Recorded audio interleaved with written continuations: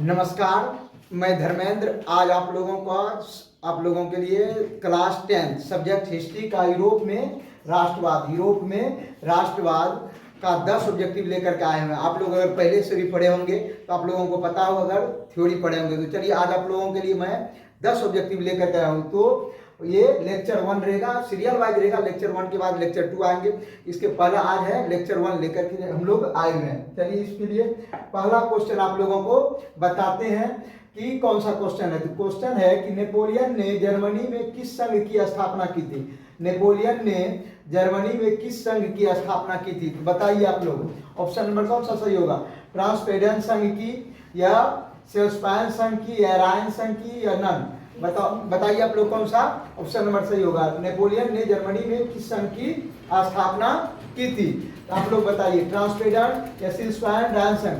आप लोग जरूर बताइए। इसका ऑप्शन नंबर देखिए, हम आप लोगों को बता दे रहे हैं। ऑप्शन नंबर ए गलत है। ऑप्शन नंबर ए क्या है? गलत है। ऑप्शन नंबर बी भी जो है सेल्सपैन, ये भी गलत है। तो ऑप्शन नंबर कौन सा सही हो जाएगा? रायन संघ की क्या हुई थी, क्या किया था? स्थापना। और इस संघ की क्या की थी? स्थापना की थी। आप लोगों को अब चलिए, क्वेश्चन नंबर हम लोग अब 2 में आते हैं। 2 का क्वेश्चन जो है, देखिए अब क्वेश्चन नंबर 2 है कि लाल कुर्ती का गठन किसने किया था। तो लाल कुर्ती का गठन किसने किया था, तो आप लोग बताइए। ऑप्शन नंबर ए में आपको है काबूल ने, दूसरे नंबर में है कि बिस्मार्क ने, तीसरे नंबर में है मेजरी ने, चौथा नंबर में है यानी ऑप्शन नंबर डी में है गेरिबाल्डी ने। तो बताइए लाल कुर्ती का गठन किसने किया था। तो आप लोगों को पता होगा तो बताइए आप लोग जरूर। इसमें ऑप्शन नंबर ए जो है ये काबूल, ये गलत है। बिस्मार्क ये भी गलत है। तो बताइए ये ऑप्शन नंबर क्या होगा? मेजरी ये भी गलत है। ऑप्शन नंबर क्या हो जाएगा? गेरिबाल्डी ने क्या किया था? लाल कुर्ती की गठन क्या था। अब चलिए क्वेश्चन नंबर हम 3 पे चलते हैं। क्वेश्चन नंबर 3 जो है, अब देखिए क्वेश्चन नंबर 3 है कि किस युद्ध के बाद जर्मनी की एकीकरण हुआ था। किस युद्ध के बाद जर्मनी का एकीकरण हुआ था। तो क्रीमिया युद्ध के बाद, या सेडोवा युद्ध के बाद, या परसा डेनामार्क के युद्ध के बाद, या सेडोन के युद्ध के बाद? चलिए, आप लोगों को पहले से भी अगर पता होगा तो बताइए आप लोग। क्रीमिया युद्ध, या सेडोवा युद्ध, या परसा, या डेनामार्क, या सेडोन का युद्ध? तो ऑप्शन नंबर कौन सा सही होगा? ए होगा सही। ए गलत है। क्या है? ए गलत है। क्वेश्चन नंबर अब देखिए ए क्या है? बी भी गलत है। तो ऑप्शन नंबर सी भी गलत है। इसमें कौन सा हो जाएगा? किस युद्ध के बाद जर्मनी का एकीकरण हुआ था? तो सेडोन के युद्ध के बाद। ये ऑप्शन नंबर क्या हो जाएगा? सही डी हो जाएगा। क्या हो जाएगा? डी। चलिए, अब क्वेश्चन नंबर हम लोग 4 की तरफ चलते हैं। क्वेश्चन नंबर 4 जो है, इसमें कह रहा है यूरोपीय सभ्यता का पालना किस देश को कहा जाता है। बताइए आप लोग, यूरोपीय सभ्यता का पालना किस देश को कहा जाता है? इटली को, या स्पेन को, या रोम को, या यूनान को? तो बताइए आप लोग, यूरोपीय सभ्यता का पालन किस देश को कहा जाता है? तो ऑप्शन नंबर ए क्या सही है? नहीं, ए गलत है। ए क्या है? गलत है। ऑप्शन नंबर, अब देखिए ये थोड़ा सा उल्टा हो गया, कोई बात नहीं। ये देखिए ऑप्शन नंबर बी भी गलत है। क्या है? ऑप्शन नंबर बी भी गलत है। ऑप्शन नंबर क्या है? सी भी गलत है। ऑप्शन नंबर क्या हो जाएगा सही? ऑप्शन नंबर डी सही हो जाएगा। तो चलिए, अब क्वेश्चन नंबर ये 4 था। अब चलते हैं क्वेश्चन नंबर 5 की तरफ। चलिए बताइए, इटली के एकीकरण का मसीहा किसे कहा जाता है? बताइए आप लोग, इटली के एकीकरण का मसीहा किसे कहा जाता है? नेपोलियन बोनापार्ट को, या मेजनी को, या काबूल को, या गेरिबाल्डी को? बताइए इटली के एकीकरण का मसीहा किसे कहा जाता है?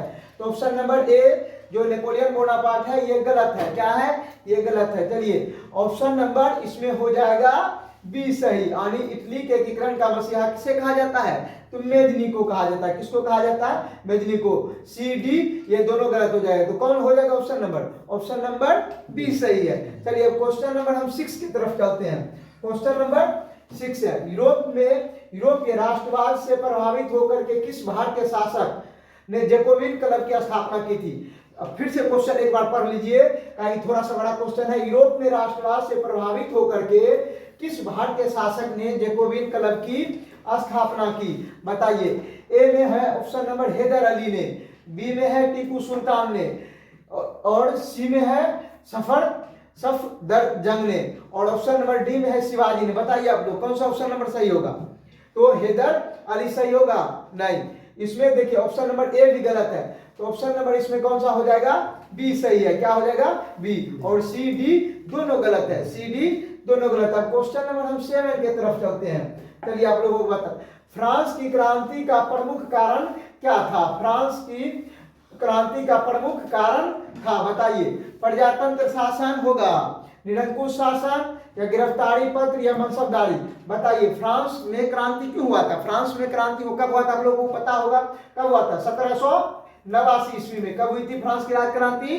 1789 में। ये आप लोग पहले से भी पढ़े होंगे। और फ्रांस के समाज को कितने स्टेट में बांटा गया है? 3 स्टेट में। चलिए, वहां पर इतना आप लोग को पहले से भी पता होगा कि फ्रांस की राज क्रांति कब हुई थी?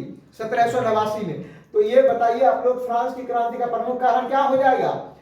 तो फ्रांस की क्रांति का प्रमुख कारण है निरंकुश शासन। क्या हो जाएगा? ऑप्शन नंबर बी सही होगा। ए गलत है, सी भी गलत है और डी भी गलत। ऑप्शन नंबर कौन सा सही हो जाएगा? बी। अब चलिए क्वेश्चन नंबर हम चलते हैं 8 की तरफ। क्वेश्चन नंबर जो 8 है, मेजनी का संबंध किस संगठन से था?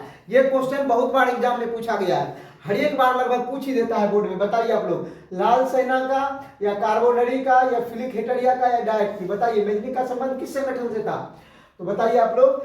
तो ये जो ऑप्शन नंबर कौन सा हो जाएगा? आप लोग पहले से भी आप लोगों को पता होगा कि ये ऑप्शन नंबर क्या हो जाएगा? बी सही है। और लाल सेना ये भी गलत है, हेटेरिया भी गलत है और डायट भी गलत है। तो मेजनी का संबंध किस संगठन से था?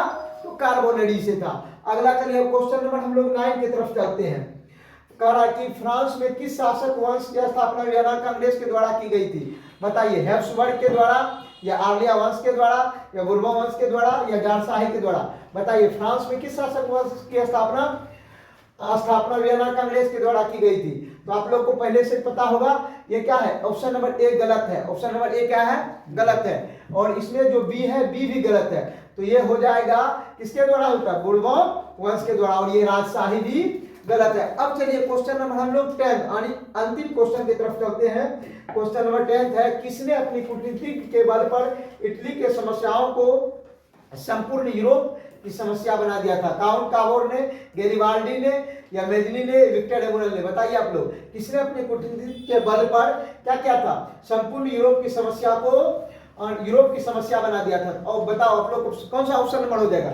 ऑप्शन नंबर इसमें जो हो जाएगा वह ए सही है। क्या सही है? यानी बी, सी, डी ये तीनों का तीनों गलत है। तो ऑप्शन नंबर क्या हो जाएगा? काउंट कावोर ने। ये देखिए, लेक्चर नंबर 1 था यूरोप में राष्ट्रवाद का। इसमें अब फिर सीरियल वाइज आप लोगों को आएंगे, लेक्चर नंबर 2 आएंगे। इसके बाद अब 11 नंबर से क्वेश्चन होगा, देख लीजिए। क्वेश्चन नंबर है 10 के बाद अब फिर 11 नंबर आएंगे। तब तक के लिए अब देखिए, जय हिंद।